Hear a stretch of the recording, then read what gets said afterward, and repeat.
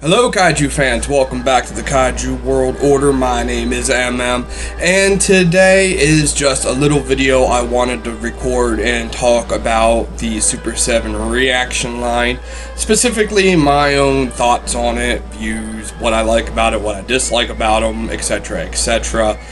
I've been wanting to do this video now for a little while, but I kept getting kind of sidetracked on different things, but here we are now, better late than never. So what really spurred this on is I had recently picked up a Holy Grail, which I never thought would actually be a reaction figure, but here it is. It is indeed a reaction figure. It is the glow-in-the-dark King Ghidorah from Comic-Con, which I believe was I don't know, it was a couple years ago. So either way, when this thing came out, it was originally only about 20 bucks, same thing as the rest of the reactions. Now unfortunately, because this was such a limited one, it was one of the first and actually best glow-in-the-dark figures, it skyrocketed in the aftermarket to the point where for the past like year and a half I told myself I wouldn't spend more than $75 for one, and then it got bumped up to $100, and then finally, I just bit the bullet and said fuck it, and I got one for $120 after convincing a seller to drop it from $150. So, to that seller on eBay, you're a hero. So, do I think it's worth it? In the long run, no. I do not support spending over $100 on one of these little figures.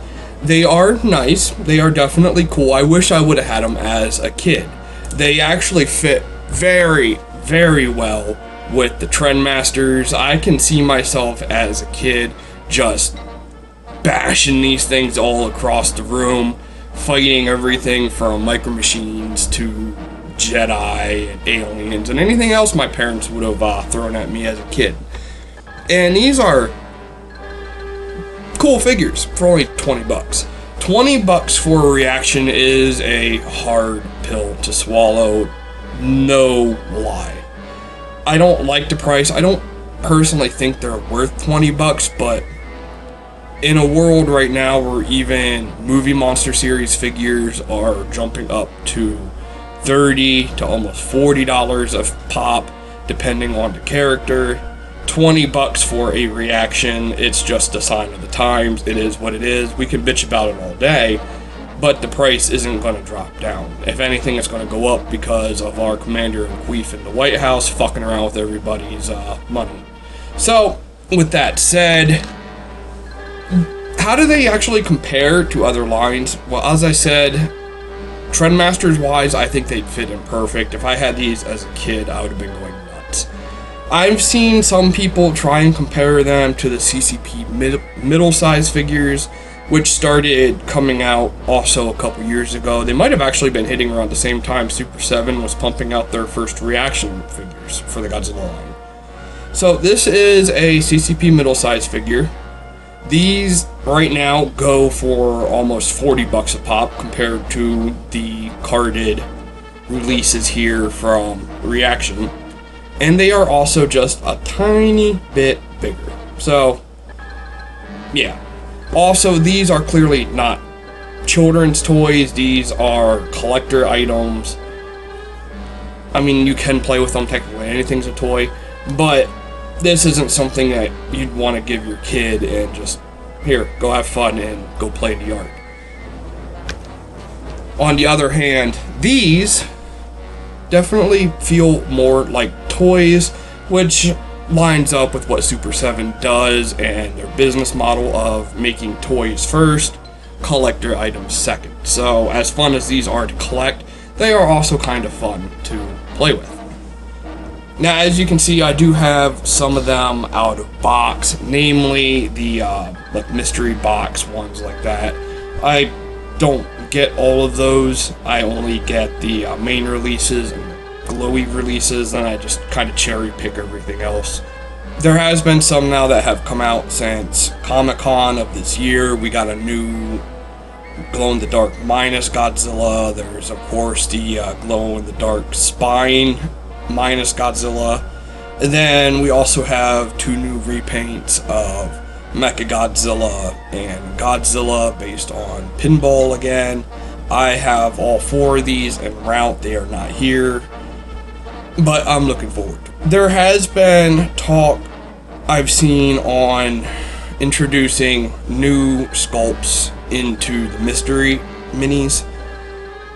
I'm very torn on that, mainly because while most of the essential Showa Kaiju have now gotten reaction figures, there's still a good chunk that haven't.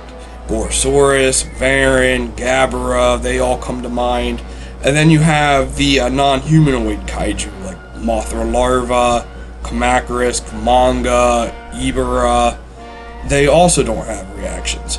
And Kaiju Canuck was talking in the Kaiju Hug Box about possibly seeing some of these as blind box figures before actually getting a wide release. Depending on how they would look, I would get them or not. I'm not the type that really supports the blind boxes, especially at the cost. If I'm going to spend this much on a figure, I'd much rather not gamble it. But it is what it is.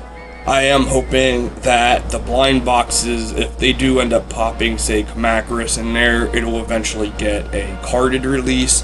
Because one of the reasons I like the carded releases isn't just because of, well, I know what I'm getting, but I like displaying them in box on the wall with the card art. And the card art for the reactions, I think, just looks outstanding. I kind of wish they would do trading cards out of the artwork that they make for the reactions, and I don't think I'm alone on that. Back to the mystery boxes, I really do enjoy the metallic ones. Again, like I'm over here fidgeting with this Megalon. I would love to see other metallic ones like this. I just don't want to see new sculpts tied to the mystery boxes. I just don't like that whatsoever. I also would love to see some playsets. These have been, like, I don't want to say openly talked about, but they've been like kind of about whispered in the wind of possible playsets based on certain movies. So for example, maybe a Son of Godzilla set, which would have a Kamanga, a Kamacuras, Godzilla 67, and a Minya, and then you can just do a couple Kamacuras in that set. They've done similar sets with G.I. Joe, where they have some of the main characters and a bunch of just masked goons along with the set. And this would actually work a lot better for these characters compared to the mystery boxes. At least that's how I feel. But I am eagerly waiting to see what comes next with the reaction line. I do enjoy it. Initially, I didn't. I was very firmly on the oh my god, these cost way too much bandwagon. But after getting a couple of them after the first wave, I did become hooked real quick. And getting them in hand and then seeing how they compare with older figures and even current figures, I definitely support them now. I like them. They're fun. They're neat. And it might be the only way we're going to get figures of some of the more obscure kaiju, at least stateside. Remember, if Giant Condor can get a Movie Monster series figure, there is really no reason why it can't get a reaction. And to top it off, the guy in charge of Super 7, Brian, I don't know what his last name is, but let's call him Brian, has gone out on a limb on certain interviews saying that he plans on doing them all. Now, when a company says they plan on doing all, I generally take that with a big grain of salt, just like I did then, as we're already getting into Heisei era, and as I said, we don't have quite everything from Showa yet, but we're not done. I am told that we will be getting more Showa Kaiju mixed in with some of the coming Heisei waves. And the Heisei waves I am also excited for, regardless. Flying form Space Godzilla, flying form Destroya. I'm very curious to see how they handle Biollante. It's gonna be cool. I love seeing the reveals for these. And then we haven't even touched on Millennium, Shin, the Netflix trilogy, Singular Point. There's so much more that Super 7 can do with the ReAction line when it comes to the main releases, when it comes to the blind boxes. Anything's possible right now, and I love it. And I just wanted to do that real quick and just talk about my feelings for ReAction. And then, till next time, folks, peace out. And Minya, take it away. Godzilla says you should like and subscribe.